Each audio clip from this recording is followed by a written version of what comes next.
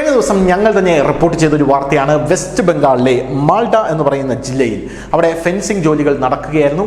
West ബംഗാളും ബംഗ്ലാദേശുമായുള്ള ബോർഡറിൽ fencing ജോലികൾ നടക്കുമ്പോൾ ബംഗ്ലാദേശി ബോർഡർ ഗാർഡുകൾ വന്ന് അത് തടഞ്ഞു. BSFുമായി വാക്കേറ്റമുണ്ടായി. എന്നാൽ അവിടെയുള്ള ഗ്രാമീണർ ഇറങ്ങി ആ BSF ജവാന്മാരെ മാറ്റി നിർത്തി, അതായത് നോക്കുകുത്തികളാക്കി ഈ ബംഗ്ലാദേശി പട്ടാളക്കാരെ അടിച്ചോടിക്കുന്ന കാഴ്ചയാണ് നമുക്ക് കാണാനായിട്ട് സാധിച്ചത്. ഇത് കഴിഞ്ഞ ദിവസം വന്നൊരു വാർത്തയാണ്. സമാനമായ രീതിയിൽ ഇപ്പോൾ വരുന്ന വാർത്ത എന്താണെന്ന് പറഞ്ഞു കഴിഞ്ഞാൽ, ബംഗ്ലാദേശിലെ ആ അതിർത്തി പണികൾ നടത്തുന്നത് ഇപ്പോൾ ഗ്രാമവാസികളാണ് എന്നുള്ളതാണ്. അതായത് ആ പണികൾ പൂർണ്ണമായും ഏറ്റെടുത്ത് ബംഗ്ലാദേശിൽ നിന്നും നുഴഞ്ഞു കയറ്റക്കാർ ഇപ്പുറത്തേക്ക് വരാതിരിക്കാൻ ഇപ്പോൾ ആ ജില്ലയിലെ അല്ലെങ്കിൽ ആ ഗ്രാമത്തിലെ മുഴുവൻ ഗ്രാമവാസികളും ഇറങ്ങി ഞങ്ങൾ കെട്ടിക്കോളാം ഈ വേലി എന്ന് പറഞ്ഞ് അത് കെട്ടുകയാണ്. ആ ദൃശ്യങ്ങളാണ് നിങ്ങളിപ്പോൾ കണ്ടുകൊണ്ടിരിക്കുന്നത്. ദൃശ്യങ്ങളിൽ തന്നെ വ്യക്തമാണ്, വലിയ വലിയ ആയുധങ്ങളുമായിട്ടാണ് അവർ നിൽക്കുന്നത്. ബംഗ്ലാദേശി പട്ടാളക്കാർക്ക് അടുക്കാൻ വയ്യാത്ത രീതിയിലാണ് ഇവർ അവിടെ നിൽക്കുന്നത്. പോരാത്തതിന് ഇടയ്ക്കിടയ്ക്ക് ഇവർ വന്ദേ മാതരമെന്നും ജയ് ശ്രീറാമെന്നും ഭാരത് മാതാ കി ജയ് എന്നുമുള്ള വാക്യങ്ങളും മുഴക്കുന്നുണ്ട്.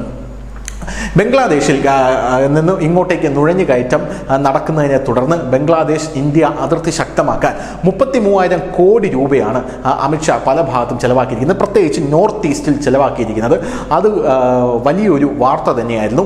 ഈ സാഹചര്യത്തിൽ വെസ്റ്റ് ബംഗാളിൽ നിന്ന് ഇങ്ങോട്ടേക്കുള്ള നുഴഞ്ഞുകയറ്റം തടയേണ്ടതും അനിവാര്യമാണ്. വെസ്റ്റ് ബംഗാളിൽ നിന്ന് ഇങ്ങോട്ടേക്കുള്ള നുഴഞ്ഞുകയറ്റം തടയാനായി അവിടെ വേലി കെട്ടുകയാണ് പ്രധാനമായും ചെയ്യുന്നത്. കാരണം ഈ വെസ്റ്റ് ബംഗാളിൽ നിന്ന് ഇങ്ങോട്ടേക്ക് വലിയ രീതിയിലുള്ള ഒഴുക്ക് റോഹിംഗ്യൻ മുസ്ലിംസിന് ഉണ്ടാകാനുള്ള സാധ്യതയുണ്ട് എന്നാണ് നേരത്തെയുള്ള റിപ്പോർട്ടുകളിലെല്ലാം തന്നെ നമ്മൾ സൂചിപ്പിച്ചിരുന്നത്. അതുകൂടെ തടയുക എന്നുള്ളതാണ് വലിയൊരു കാര്യം. അങ്ങനെ ഇപ്പുറത്തേക്ക് വരുന്ന റോഹിംഗ്യൻ മുസ്ലിങ്ങൾ അതിർത്തിയിലെ ഗ്രാമങ്ങളാണ് ആദ്യം കീഴടക്കുന്നത്. അതിർത്തിയിലെ ഗ്രാമങ്ങൾ ആദ്യം കീഴടക്കി അവിടെയുള്ള ഗ്രാമീണരെ ഓടിക്കുന്ന കാഴ്ചയാണ് കാണാനായിട്ട് സാധിക്കുന്നത്. അങ്ങനെ അതിർത്തിയിലെ പല ഗ്രാമങ്ങളും അവർ കീഴടക്കി ബംഗ്ലാദേശ് അതിർത്തിയിലെ 2-3 ജില്ലകൾ പൂർണ്ണമായും അവരുടെ കയ്യിലാകുന്ന കാഴ്ചയാണ് നമുക്ക് കാണാൻ സാധിക്കുന്നത്. മമതാ ബാനർജി വിചാരിച്ചാൽ പോലും അവിടെ ഒന്നും ചെയ്യാൻ കഴിയാത്ത സാഹചര്യമാണ് എന്ന റിപ്പോർട്ടുകൾ പുറത്തു വരുന്നു. ആ സാഹചര്യത്തിലാണ് ഗ്രാമീണർ തന്നെ ഇറങ്ങി ഇപ്പോൾ ബംഗ്ലാദേശിൽ വലിയ ആയുധങ്ങളുമായി ബംഗ്ലാദേശി പട്ടാളക്കാരെ എന്ത് വന്നാലും ഞങ്ങൾ നേരിടുമെന്ന് പറഞ്ഞ് അവിടെ വേലി കെട്ടിക്കൊണ്ടിരിക്കുന്നത്. News desk, news India Malayalam.